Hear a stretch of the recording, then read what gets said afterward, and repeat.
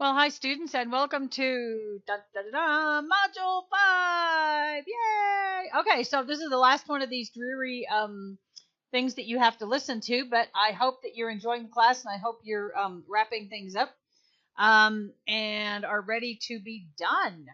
So I am excited. I'm working on grading as we speak to get you all caught up on that. Here's what's going on. I'm going to show you what has to be done in the last module here. And I think the things that you have to do in here, there is an assignment. But I think it's going to help you with your final project, and it's going to help you kind of wrap up what it is that you learned. Okay. So this module closes on Saturday, August 4th. I purposely opened it on Friday to give you a full week plus a couple of days because you don't have the luxury of Sunday. So everything closes on August 4th at 10 o'clock. Okay, so there is a 50-point assignment, and then there's the final paper that you've been working on, and then there's a reflection. Okay, this is where you found this video lecture. There are just a few little readings. We're talking about situational leadership. There are a few videos here that should help you.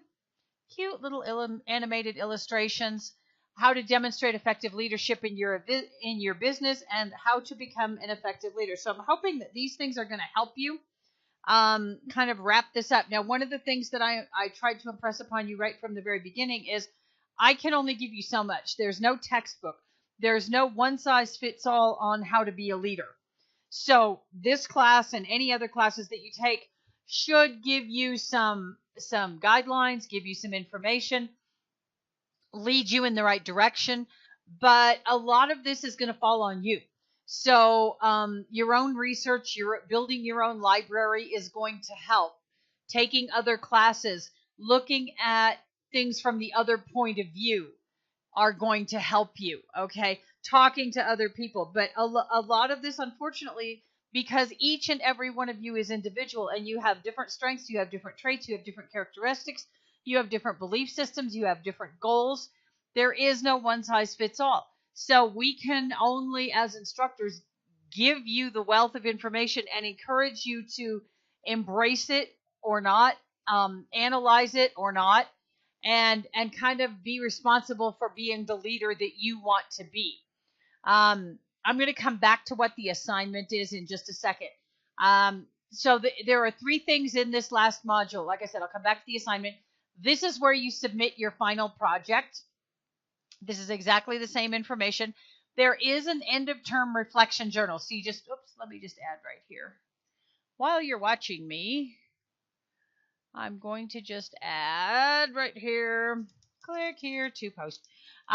So this is what you do. You click on the title. It's the same way you did the first one. And then answer these questions, which are, excuse me, are wrap-up questions. What do you think your leadership skills and level were when you began? What did you have at that point? And then some of these are part of the outcomes. So can you do this? Have you met the outcomes? And please don't just answer the questions above, but incorporate your answers into well-written paragraphs. Here's how I started out. Here's where I am. Oh, the difference between leadership and management is this. So give me some paragraphs that you well-defined, well-written, thorough paragraphs. And this journal also is private. Oh, this comes directly to me. I really want you to take the time to reflect back on where you've been and what you've done since July 9th. And that's where the class started. And how have you looked at things differently? So think about this, and then make sure that you type into the journal. Do not attach a document. Okay. All right.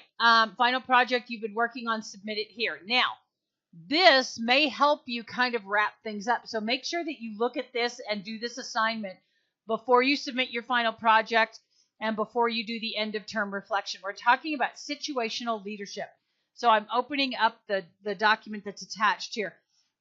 So there is a situational leadership model that, as I said, there is no one size fits all approach to leadership. It's who you are as a leader. It's who you are as an individual. It's what you're trying to accomplish. But a lot of the problems and a lot of the challenges in being a leader is, who are your followers?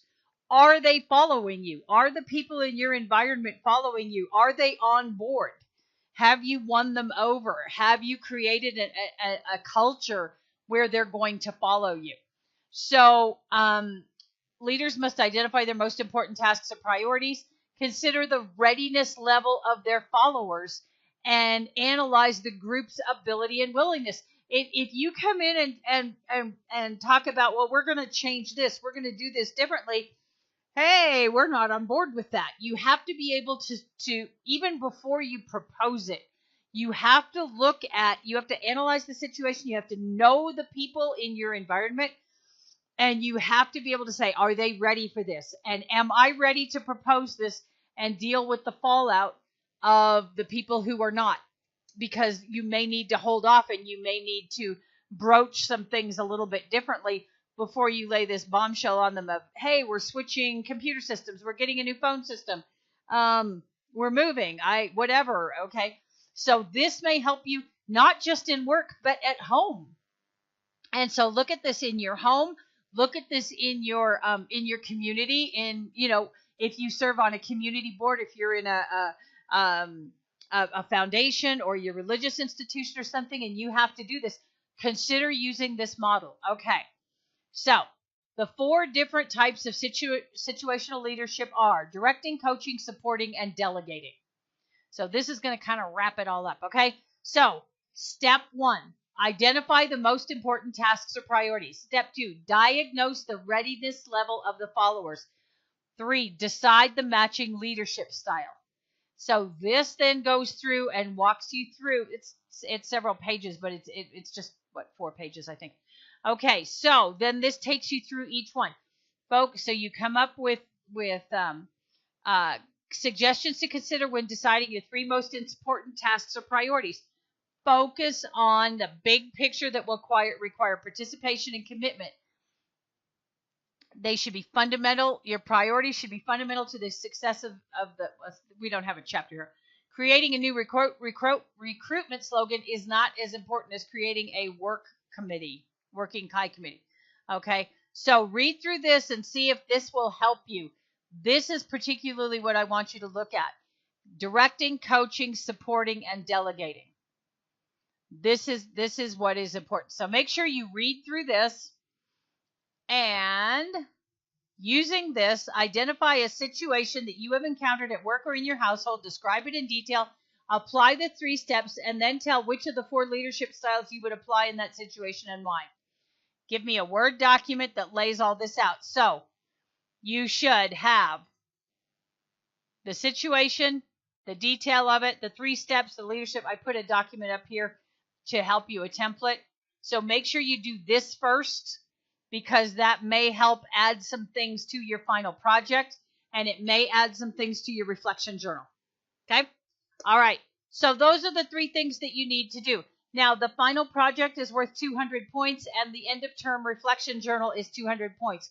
Please don't waste your time. If it's worth 200 points, what you submit to me should be worth 200 points. I should not get a final project that is only 1 page long, because you have these headings right here, and these should all be fleshed out in detail.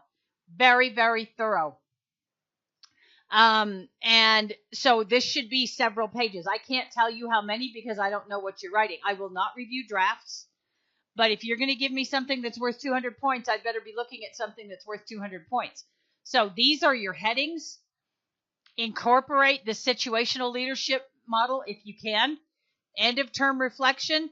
These are things that I want to know. This is after 4 weeks and 5 modules. Tell me about your experience. Be detailed. Be thorough. Okay? Make me work for this. That's why everything is due on Saturday the 4th, is because I need Sunday the 5th to grade. And I had better be spending all day grading. So, 200 points. I mean, I'm a generous grader, but I really want to see that you put some work into this. Okay? All right. I hope things are going well. This module is open from Friday the 27th till Saturday the 4th at 10 o'clock. Let me know through messages if you have any questions or need assistance. I'm going to take a minute to thank you. Thank you for taking this class. It's been a roller coaster ride of enrollment. We started out with just a few, and they left it open, and then I had some, and then they dropped, and then I got more, and then they dropped, and then I got more, and then they dropped, and then I had 20, and now I think I'm at like maybe 12. So thank you for sticking it out. Thank you for investing yourselves and your 4 weeks in this class. I hope you have found it beneficial, and I hope that if this particular class doesn't particularly strike you or do it for you, that it at least lit a spark, and that you will consider looking into some other classes or other books or other research of your own that will help you along your way. It's been my pleasure having you in class and getting to know you, and I really appreciate it. I want to thank you again and wish you the best in your endeavors and enjoy your break. Thank you very much and have a good one. Bye.